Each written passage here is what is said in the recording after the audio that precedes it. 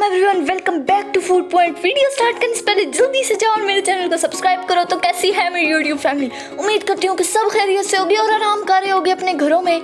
तो आज मैं बनाने जा रही हूँ चिकपी पॉकेट्स। यकीन करो बड़ी ही इजी और बड़ी ही न्यू रेसिपी है। अब कुछ लोग कह रहे होंगे कि अब ये कौन सा स्यापा कट लाई है, तो देखो अब कि ये क्या है और मुझे रिव्यू देना। चलो अब इसकी रेसिपी देख लेते हैं। सबसे पहले मैंने एक बाउल लिया है जिसके अंदर 2 कप मैं मैदा डाल रही हूँ, यानी फ्लोर डाल रही हूँ।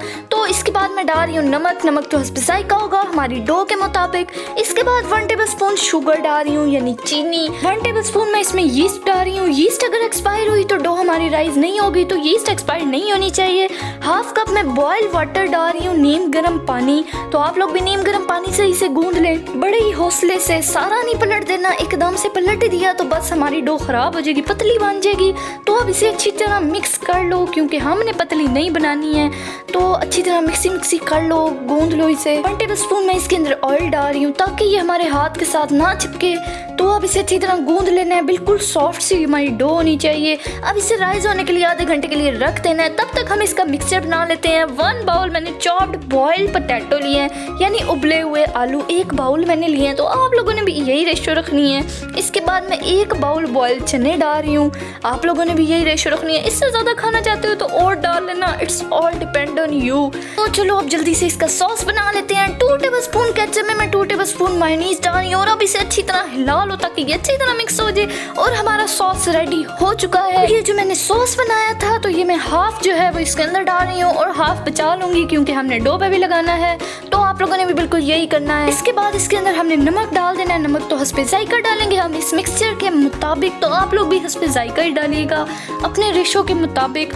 और इसके बाद मैं डाल रही हूँ काली मिर्चें। काली मिर्चें मैंने 1/2 टेबलस्पून डाली। काली मिर्चें डालने से इस मिक्सचर का टेस्ट और भी अच्छा हो जाता है, तो ये तो ज़रूर डालना। इसके बाद अच्छी तरह इसे मिक्सी कर लो ताकि सारे मसाले अंदर डिज़ोल्व हो जाएं। इसके बाद मैं डाल रही हूँ सिरका।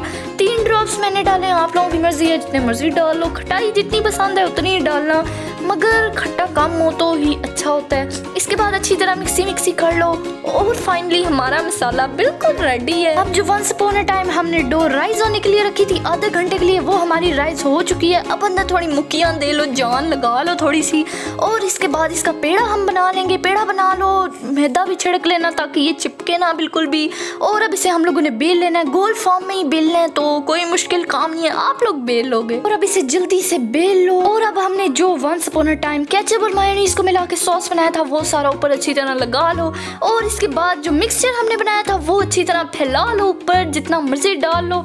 It's all depend on your flavour. ज़्यादा खाना चाहते हो तो ज़्यादा डालो। इसके बाद प्याज डाल लो, टमाटर भी डाल सकते हो, लेकिन प्याज ज़्यादा मज़े के होते हैं। इसके बाद चीज़ डाल। मैंने तो इसमें चीज़ थोड़ा डाला क्योंकि मुझे इसमें चीज़ थोड़ा ही पसंद है, मगर आप लोग ज़्यादा भी डाल सकते हो। इसके बाद एक साइड हम लोगों ने उठानी है और दूसरी साइड के ऊपर रख देनी है। बिल्कुल बहुत ही ईजी है ये। इसके बाद जो किनारे हैं वो भी एक दूसरे के ऊपर रख देने हैं। मैदे की लई तो नहीं भूलने लगानी क्योंकि वरना ये चिपकेगा नहीं। पानी के अंदर मैदा घोल लो और बन जाती है मैदे की लई। तो साइडों पे इसे अच्छी तरह लगा लो और इसके बाद इसे अच्छी तरह फोल्ड कर दो, ऊपर चिपका दो, यानी कि इसके बाद हमारी पॉकेट्स रेडी हो जाएंगी। लेकिन अभी हमने इसे शेप देनी है। मैंने एक फोक लिया और फोक से ऊपर डिजाइन बना दिया, तो आप लोग भी बिल्कुल इसी तरह कर लेना। इसके बाद बारी आती है इसको फ्राई करने की। इसको बिल्कुल भी फ्राई नहीं करना, पैन को ग्रीस कर लेना ऑयल के साथ। इसके बाद वो सारे रख देने हैं पॉकेट्स जो बनाई होंगी आप लोगों ने। इसके बाद ऊपर ढक्कन दे देना है। जब एक साइड ब्राउनी सा कलर आ जाएगा तो इसे पलट देना है ऑयल लगा के। सारा प्रोसेस हल्की आंच पे करना है। और फाइनली मेरे चिकपी पॉकेट्स बिल्कुल रेडी हैं। तो बताओ, सिखा दी ना इतनी अच्छी सी रेसिपी। तो आप इसे ट्राई करना और मुझे रिव्यू देना इंस्टाग्राम पे। मेरी इंस्टाग्राम है food.5977। तो मुझे उधर DM करो इसकी पिक्चर्स, मैं अपनी इंस्टा स्टोरी पे लगाऊंगी। बस आज के लिए तो इतना ही था। अब नेक्स्ट वीडियो में मुलाकात होती है। अब जल्दी से जाओ मेरे चैनल को सब्सक्राइब कर लो, बेल आइकन भी दबा दो ताकि तमाम वीडियो के नोटिफिकेशन आप लोगों को शो हो। ओके, अल्लाह हाफिज।